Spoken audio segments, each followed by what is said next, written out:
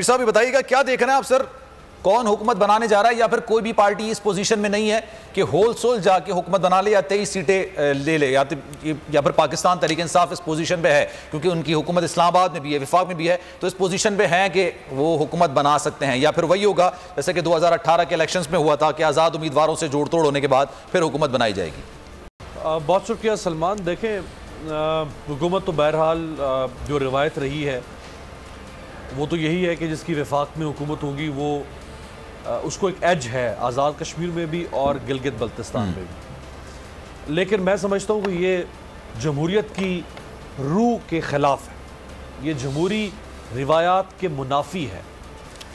अगर मैं आज़ाद कश्मीर का रहने वाला हूँ या मैं गिलगित बल्तिस्तान का रहने वाला हूँ और मैं वफाक में बैठी हुई या वफाक की हुक्मरान जमात को इसलिए वोट दूँ, हालांकि वो मुझे पसंद नहीं है, मुमकिन है वो मुझे पसंद ना हो वो जमात, लेकिन मैं उसको सिर्फ इस बुनियाद पर वोट दूं कि चूंकि इस मुल्क का सारा खजाना उसके हाथ में है, इस मुल्क की पॉलिसी मेकिंग उसके हाथ में है, मेरा खित्ता, मेरा घर आज़ाद कश्मीर या गिलगित बल्तिस्तान उसके हाथ में, चूंकि वहाँ से एक वायसराय उठेगा अली अमीन गंडापुर की सूरत में, उससे पहले बरजीस ताहिर साहब की सूरत में, किसी और की सूरत में, वो आके मुझ पर हुक्मरानी करेगा, वहाँ से आके IG मेरे पास लगेगा, वहाँ का चीफ सेक्रेटरी मेरे पास आके लगेगा, वो मेरे मुकद्दर का फैसला करेगा और मैं इस वजह से उसको वोट दूं, तो मेरा वोट तो फिर मेरी ख्वाहिशत, मेरी मंशा के खिलाफ है।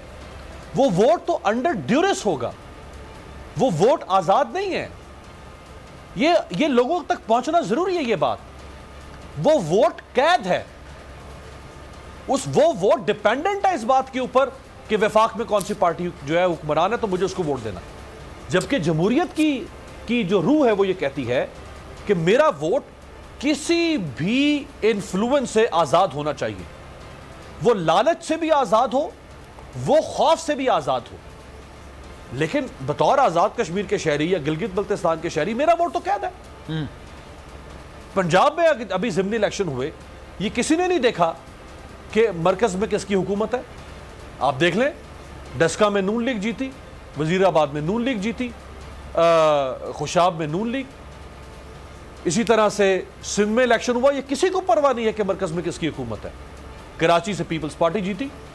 तो सबसे पहले तो हमें इस चीज को एक्सपोज करना चाहिए बतौर सहाफी कि आजाद कश्मीर और गिलगित बल्तिस्तान के लोगों के साथ ये बहुत बड़ी नाइंसाफी है। ये तो ड्रिल है हर 5 साल। लेकिन सर आपको नहीं लगता कि हमारे निजाम का मामला है? आप और मैं, ये एक सलमान, ये निजाम का इसलिए मामला है। आप लगारी साहब, हम अपने तबसरों में, तज्जियों में, अपने सवालों में, जवाबात में जब ये बात खुद कहते हैं कि जिसकी मरकज में हुकूमत होती है उसकी वहां हुकूमत होती है, इसका मतलब है ये इलेक्शन तो ना हुआ ना बाबा। जी जी, ये राय हक के राय नहीं तो ना हुई ना। बिल्कुल, तो आपने पहले फैसला सुना दिया। आप बिल्कुल दुरुस्त बात करें सर। मैं इसमें ऐड ये करना चाह रहा हूं क्योंकि देखें, पाकिस्तान पीपल्स पार्टी ने जब इलेक्शन कैंपेन की तो उसमें यह कहा गया कि अगर हमारी हुकूमत आएगी तो आजाद कश्मीर के एक घर में हेल्थ कार्ड पहुंच जाएगा। लेट सपोज अगर मैं और आप ये मान के चलते हैं कि नहीं आती उनकी हुकूमत, कोई और हुकूमत बना लेती है, तो आपको लगता है कि फिर हेल्थ कार्ड घर घर पहुंचेगा?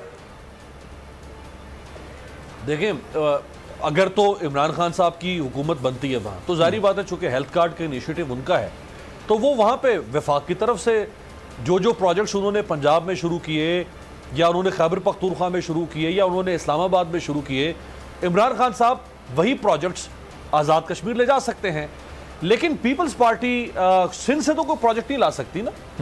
वो तो फिर अगर सिंध में आज़ाद कश्मीर में पीपल्स पार्टी की हुकूमत बनती है, जैसे 2000 यानी कि राजा फारूक हैदर साहब से पहले मजीद साहब उनके प्राइम मिनिस्टर थे, 5 साल उनकी हुकूमत थी, तो फिर वो वहाँ अपना कोई इंडिजिनस प्रोडक्ट ला सकते हैं या प्रोजेक्ट ला सकते हैं। वो सिंध से तो नहीं ला सकते, लेकिन जिसकी मरकज में हुकूमत होगी वो प्रोजेक्ट्स वहाँ पे लेके जा सकता है, और ये माजी में भी होता रहा। चले, मैं फिर नज़ीर साहब की तरफ जाऊंगा, लेकिन उससे पहले आपसे सवाल, आज आपने जो सारी सूरत हाल देखी, क्या देखा आपने?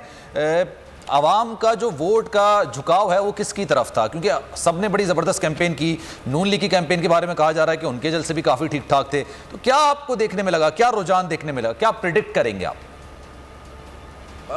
चूंकि अब 2 घंटे से ज़्यादा वक्त हो चुका है पोलिंग खत्म हुए, तो अब मैं अगर अपना कोई फैसला भी सुना दूंगा तो वो किसी के वोट पर असरअंदाज प्रिडिक्ट तो कर सकते हैं ना। मेरा ख्याल है, हाँ जारी बात है, अब हम प्रिडिक्ट बड़ी खुल के कर सकते हैं। तो मेरा ख्याल है कि ज़्यादा जो हमें पलड़ा है वो तो तहरीक इंसाफ का भारी नजर आ रहा है। 19-20 से लेकर और 21-22 के दरमियान सीट्स जो हैं वो कही जा रही हैं, लेकिन अगर 20 से कम लेंगे तो हुकूमत बनाना मुश्किल हो जाएगा। अगर 20 सीट्स होंगी तो फिर मखलूत हुकूमत जो है वो आसानी से बन सकती है।